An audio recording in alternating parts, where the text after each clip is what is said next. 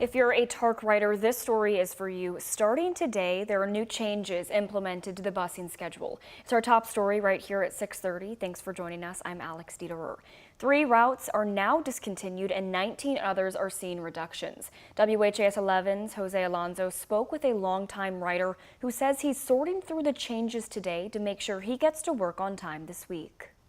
TARC riders continue to be patient while waiting for their bus and navigating the changes coming to their traditional routes. Valley Station bus is scheduled to arrive at 4:10 p.m. Starting Sunday, TARC is reducing the frequency of multiple routes across the metro. They said they had to make this decision because they lost about 20% of their funding. That 20% comes from the American Rescue Plan, but that extra money will no longer be available. Air Force veteran Christopher Williams has been a rider since 2016. He says these modifications to the routes will impact how he gets to work and home. To get to my job, I may have to get up earlier and may have to wait longer to get home. And just to save money, I'm like, I'm not going to call a Lyft. I know a TARC's coming an hour and a half later. Or just sit on the bus stop and be patient and relax. He's just one of the many riders across Louisville who are now facing changes in their lives to fit the new schedules. Jose Alonso, WHAS 11 on your side. Due to these route reductions, some drivers had to be laid off from TARC. However, thanks to a new deal between JCPS and TARC, those drivers will help the school district fill shortages. 70 TARC drivers are eligible to transfer to JCPS. The school district will pay the drivers at the TARC rate. If all 70 TARC drivers take the job, then JCPS will be able to restore some service to traditional and magnet programs. However, Superintendent Marty Polio says the drivers won't be able to begin those routes until the 3rd week of school. It would be nearly impossible to add back to depot and to be ready for the first day of school. So that's just something that wouldn't be possible. But we would like to be able to tell some kids that in 2 to 3 weeks you will have services back. Restored services will be given to students who need it most, starting in District 1. Polio also said 65% of routes have been completed, and the district is hiring a traffic coordinator to make sure car lines run smoothly.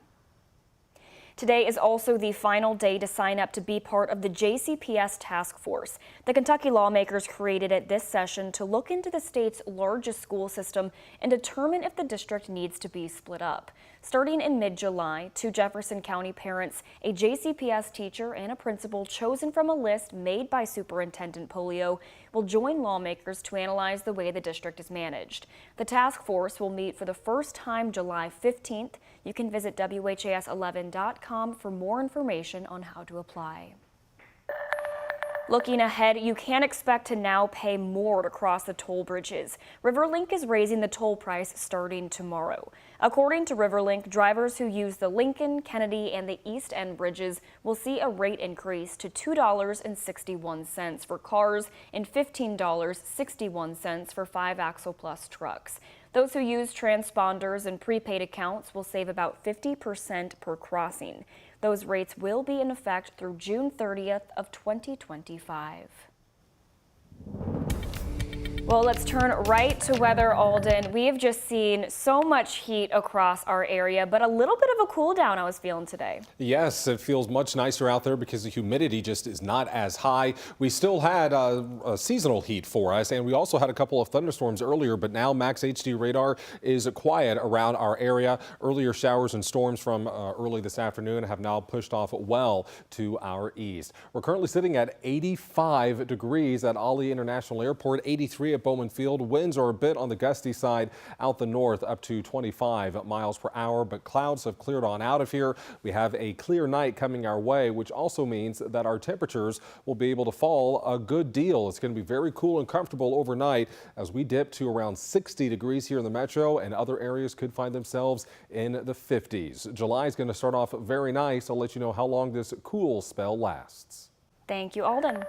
We are taking a live look right now as the Office for Safe and Healthy Neighborhoods is honoring young people for their resilience after their lives were impacted by gun violence, poverty, and disabilities.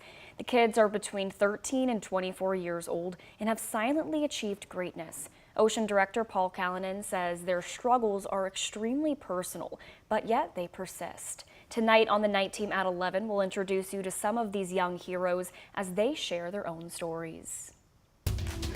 Well, starting tomorrow, Kentucky businesses that want to sell, process, or grow medical marijuana can start applying for permits. It's part of an accelerated push to have products available by early 2025. Applications for licenses will be available through the end of August. The goal is to have some medical cannabis available in January when products become legal. Doctors and advanced practice registered nurses can begin submitting applications to let them certify eligible patients to buy the drug as well. Kentucky's Board of Medical Licensure and the Board of Nursing will oversee the process.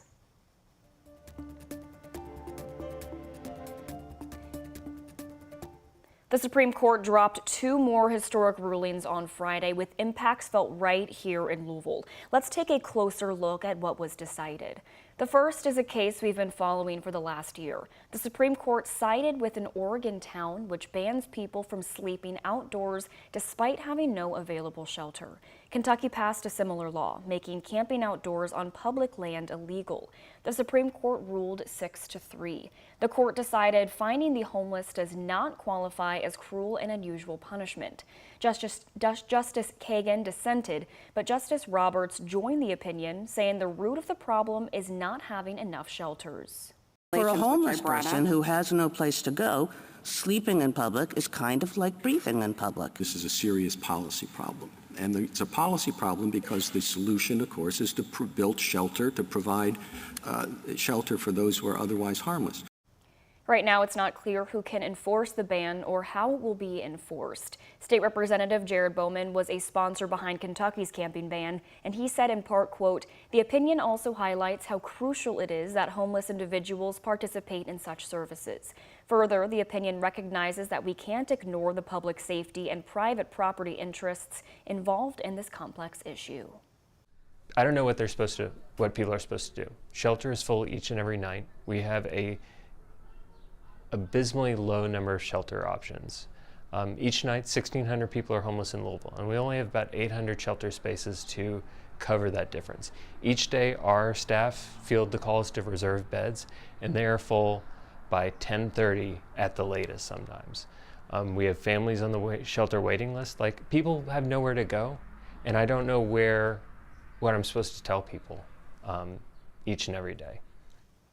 George Eklund, who you just heard from, is with the Coalition for the Homeless in Louisville. He said he wasn't surprised by the Supreme Court's decision. He said he hopes Mayor Greenberg's administration focuses on creating more shelter options and affordable housing across all parts of our community, saying that's ultimately what's going to get people into housing and off the streets and out of their cars. The next decision was in favor of a protester who allegedly stormed the Capitol on January 6th. The High Court's ruling narrows the charges people can face in this case and could impact the more than 300 people charged right now, and that includes several people from Kentucky. Attorneys were using a broad financial crimes law to prosecute the cases. It's not that prosecutors could never charge, storming the Capitol under this provision of law, but there needs to be, again, a connection to the destruction of records and documents, not just, blocking a proceeding. The Supreme Court made it clear that prosecutors can retain obstruction charges if they are framed differently. More than 15 Kentuckians have been implicated in the January 6th riot.